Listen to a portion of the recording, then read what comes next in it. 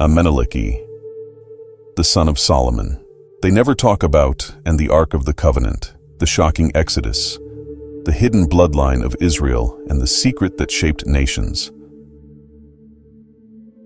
We know the names: Solomon, wisest of kings; David, the warrior poet; the lineage of Christ laid bare in the Gospels. But history, especially sacred history, holds secrets. Whispers echo down millennia, tales deemed too potent, too world-shifting for common telling. Today, we shatter the silence. We journey beyond Jerusalem's walls, across burning sands, to a truth buried deep within the heart of Ethiopia and veiled within the pages of a forgotten book. Prepare to meet Menelik I, the son of Solomon. They never talk about. This isn't mere legend. This is a faith-shaking, throne-founding, ark-stealing saga that rewrites our understanding of God's covenant with man. Why is it that the name Menelik I is rarely heard in sermons? Why is the son of one of the greatest kings in the Bible, Solomon, virtually erased from mainstream Christian teaching? What if I told you that a royal seed of King Solomon and Queen Makeda of Sheba not only existed, but carried the Ark of the Covenant out of Jerusalem and into Africa? This is the mysterious and powerful story of Menelik I, the forgotten son of Solomon, a man whose life shaped a continent, fulfilled prophecy, and preserved a secret that echoes through the corridors of biblical history. The truth you are about to read is rarely taught from the pulpit, but it is time to uncover what has long been hidden. Our story ignites with a journey shrouded in both scripture and mystery. The Queen of Sheba. The Bible tells us in 1 Kings chapter 10 and 2 Chronicles chapter 9 that the Queen of Sheba journeyed to Jerusalem to meet King Solomon. She came bearing gifts, but more importantly, she came seeking wisdom. Ancient Ethiopian and Jewish traditions both agree. This was not just a political visit, it was a divine appointment. Camels grown under spices, gold, and precious stones. She tests him with hard questions. He answers all, astounding her. She declares, "The report I heard in my own country about your achievements and your wisdom is true. Praise be to the Lord your God." According to the Kebra Nagast, an ancient Ethiopian manuscript written in Ge'ez and considered canonical in the Ethiopian Orthodox Church, the Queen of Sheba was Makeda, a powerful African monarch. After encountering Solomon's wisdom and spiritual insight, she converted to the worship of the one true God, Yahweh. But the story didn't end there. But the Bible leaves her departure as a footnote. Then she left and returned with her retinue to her own country. 1 Kings 10:13. This is where the silence begins. This is where the Kebra Nagast, Ethiopia's revered glory of the kings, shouts its earth-shattering truth. The Kebra Nagast, a sacred text dating back at least 700 years, but claiming far older oral traditions, reveals what Scripture implies but never states. A deep, personal connection blossomed between Solomon and Makeda, the Queen of Sheba's Ethiopian name. This wasn't just diplomacy, it was destiny foretold. The text speaks of shared dreams, profound conversations that stretched beyond statecraft into the nature of the one true God. And then, the fateful night. The Kebra Nagast goes even deeper. It reveals that Solomon and Makeda had a son, Ebna Hakim. Solomon, bound by an oath yet captivated by her wisdom and beauty, ensures Makeda partakes of a meal seasoned with pepper, making her thirsty. He offers water only on the condition she take nothing of his without permission. Later parched, she drinks water placed near her chamber. Solomon declares she has broken the condition and claims his right. 9 months later, in her kingdom of Aksum, a son is born, Menelik. Menelik I, meaning son of the wise. But why is this never mentioned explicitly in the Bible? This is where mystery and prophecy intertwine. The union between Solomon and Makeda was blessed, not scandalous. It fulfilled the prophetic calling in Genesis chapter 12, verse 3, that through Abraham's seed, all the nations of the earth will be blessed. Makeda represented the nations. Menelik was the bridge. Hidden from most Western theological circles, this truth persisted in the Ethiopian Orthodox Church and Jewish oral tradition. Menelik was born in Ethiopia, raised with the wisdom of Solomon and the strength of Sheba. Menelik ibn Hakim, son of the wise man. This child, born of the world's wisest king and its most powerful queen, was no secret in Ethiopia. He was raised as a prince, taught by the finest scholars, instilled with the knowledge of the God of Israel by his mother. But a deep yearning stirred within him, a pull towards the Father he had never known, and the God whose ark resided in Jerusalem. As a young man, Menelik's longing became unbearable. With his mother's blessing, he gathered a small retinue and embarked on the perilous journey back to Jerusalem. Imagine the scene. The son, unknown, arrives at the court of the legendary Solomon. The Kebra Nagast describes Solomon's instant recognition, a mirror image of his own youth, bearing Makeda's nobility. The reunion is electric, filled with paternal pride and wonder. Solomon embraces Menelik as his firstborn son. Menelik stayed in Israel for a time, learning the Torah and the laws of Yahweh. Eventually, Solomon wished to keep him there and groom him as a ruler. But God had other plans. He showers him with honors, places him at his right hand, and declares his wish. Stay. Rule Judah after me. The throne of David offered to this son from a distant land. But Menelik, though deeply moved, feels a divine call back to Ethiopia. He refuses. His destiny lies in Aksum, not Jerusalem. Solomon, respecting his son's conviction, makes a profound decree. He orders the firstborn sons of his nobles, priests, and advisors to accompany Menelik back to Ethiopia.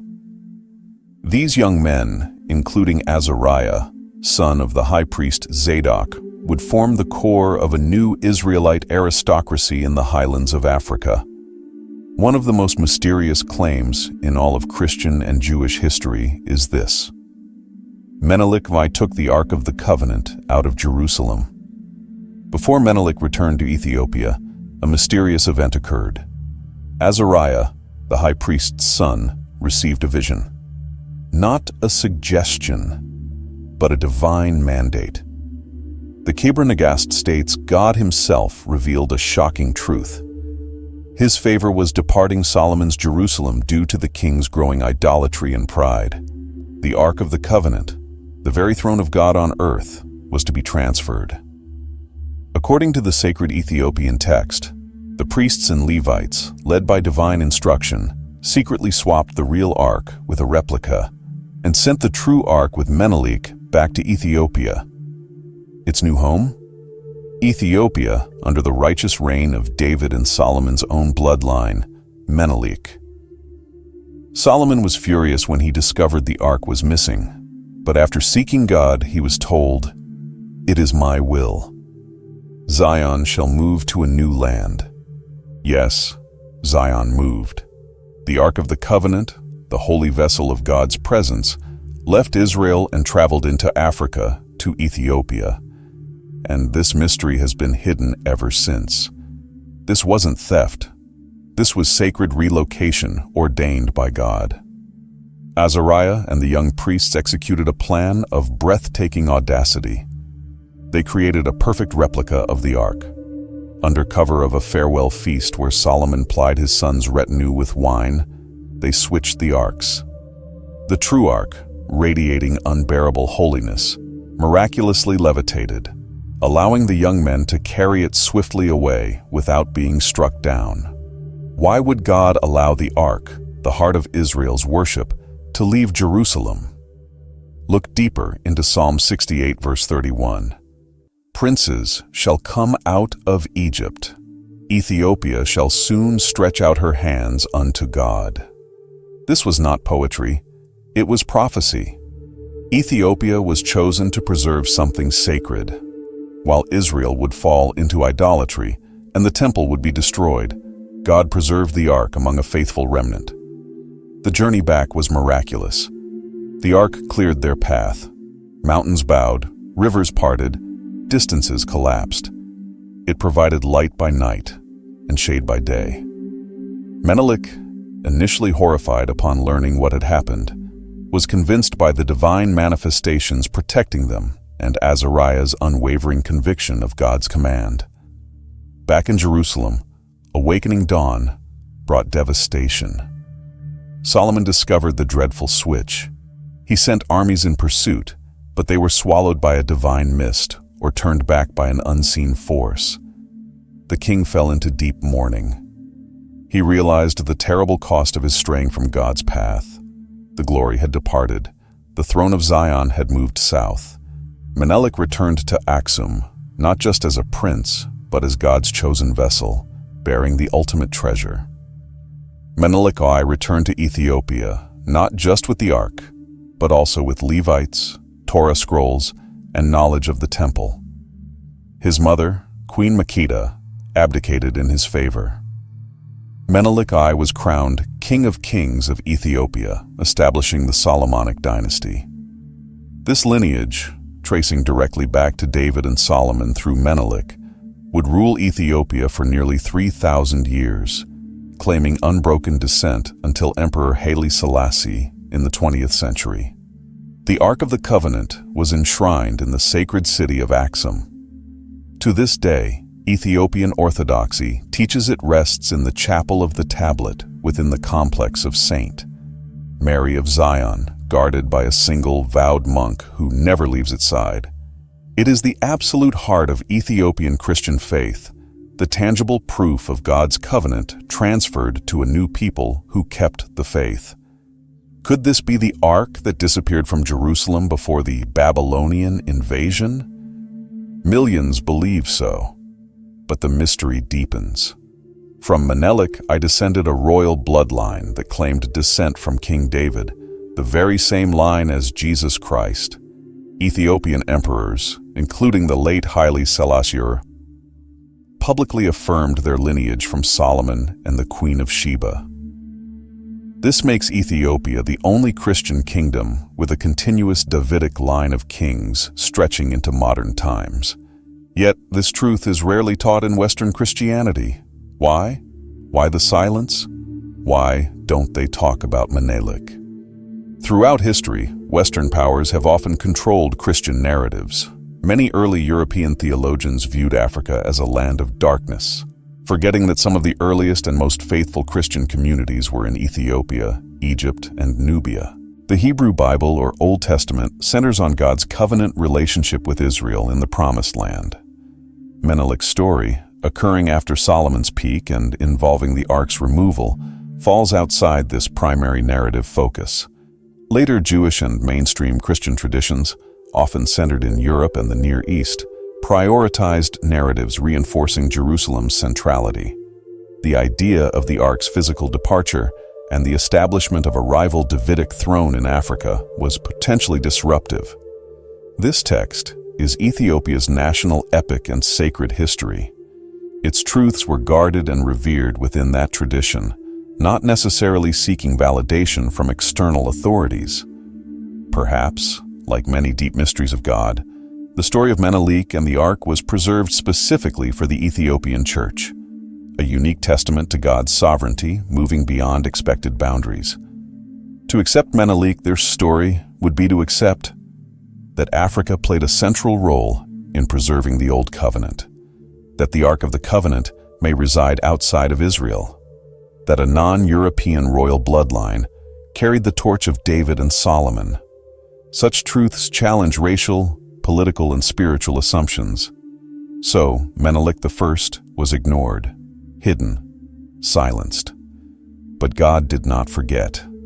By the time of Acts 8, an Ethiopian official, a eunuch of Queen Candace, had already come to worship in Jerusalem. Philip preached Christ to him, and he was baptized, becoming one of the first African Christians. Where do you think this Ethiopian official had heard about Yahweh? From Solomon? From the teachings of Menelik I passed down in Ethiopian tradition. The Ethiopian church would go on to become one of the oldest in the world, officially adopting Christianity in the 4th century, long before most of Europe. Even the Book of Enoch, long removed from Western Bibles, remained sacred in Ethiopian scripture, preserved from the days of Menelik's return. Could Menelik I's bloodline be part of God's end-time plan? Some believe that in the last days, the Ark of the Covenant will return to Jerusalem, not from a dusty cave in Israel, but from the hills of Ethiopia. Revelation chapter 11 verse 19 speaks of the Ark being seen again in the temple of God. Could it be that the Ark, hidden and preserved by the descendants of Solomon, will emerge in the final hour as a witness to the nations? Could the son that history forgot become the son that prophecy remembers? The story of Menelik I is not just ancient history, it's a living, breathing cornerstone of faith for millions. It shatters simplistic narratives and reveals profound truths. His covenant and his presence are not bound by geography or ethnicity. He chose a son of Africa to carry forward the Davidic line and safeguard his most holy relic. Solomon's loss of the Ark stands as an eternal warning against idolatry and pride, even for the anointed. Yet, God's mercy provided continuity through the righteous Son. The Bible contains depths we are still plumbing. The Kebra Nagast, while extra-biblical, represents a powerful, ancient tradition that challenges us to look beyond familiar texts. It echoes biblical themes: divine election, sacred journeys, the transfer of blessing, like Jacob and Esau, though here affirmed by God. The Solomonic dynasty stands as one of the longest, most verifiable monarchical lines in human history, rooted in this profound biblical event. Its existence is a historical echo of the Menelik narrative.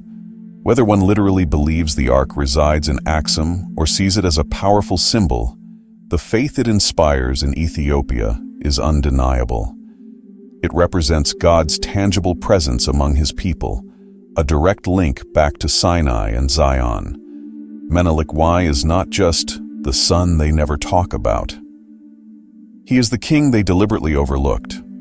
His story is a faith-filled explosion, a divinely orchestrated heist that changed the course of sacred history and planted the throne of David firmly on African soil.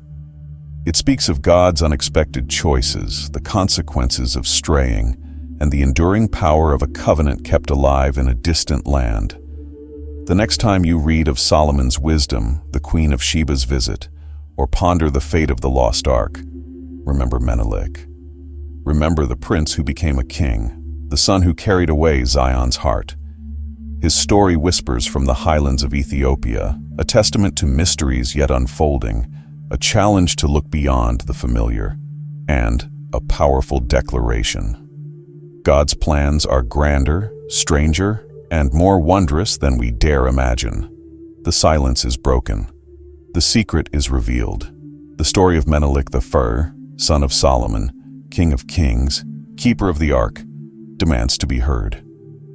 What other mysteries lie waiting in the shadows of history, ready to ignite our faith?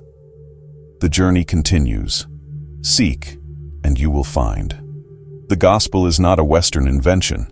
It is a divine truth that spread from Jerusalem to Judea, to Samaria, and to Ethiopia. So next time you watch or read about Solomon's wisdom or the Queen of Sheba's journey, remember, a son was born, a legacy began, and God's hand was still writing a story no one could erase. Now you've heard the mystery they never told you. The secret son of Solomon, the hidden Ark, and a bloodline that shaped nations. Menelik, I was never forgotten by God, only hidden from man. So, the real question is, what else have they hidden from us in the pages of Scripture? If this story opened your eyes or sparked your faith, don't keep it to yourself. Like, share, and subscribe for more powerful truths, just like this. Drop a comment below. Have you heard of Menelik I before? Do you believe the Ark could really be in Ethiopia? Let's talk about it. And remember, the Bible isn't just a book, it's a living mystery, and we're just beginning to uncover its secrets. Stay curious, stay faithful, and until next time, keep seeking the hidden things of God. Hit the bell so you don't miss the next revelation. God bless you.